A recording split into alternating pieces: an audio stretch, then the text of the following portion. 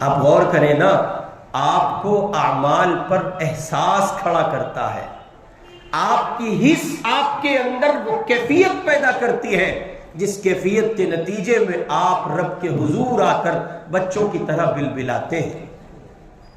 آپ کی ایمانی حس آپ کو مجبور کرتی ہے، اور اس ایمانی حس کا نتیجہ ہوتا ہے آپ تڑپ رہے ہوتے ہیں، مچل رہے ہوتے ہیں، بار بار آپ کو خیال آ رہا ہوتا ہے کہ رمضان المبارک کی ساعتیں چل رہی ہیں، یہ گھڑیاں اب ہیں، نہیں معلوم کب تک ہے ہمارے مقدر کا حصہ، اور کب زندگی کی شام ہو جائے کچھ پتہ نہیں۔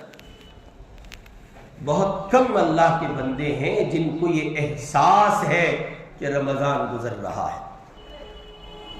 اپنی ایمانی حس کو بیدار کیجئے اور رمضان المبارک کو اس کی روح کے ساتھ گزاریے۔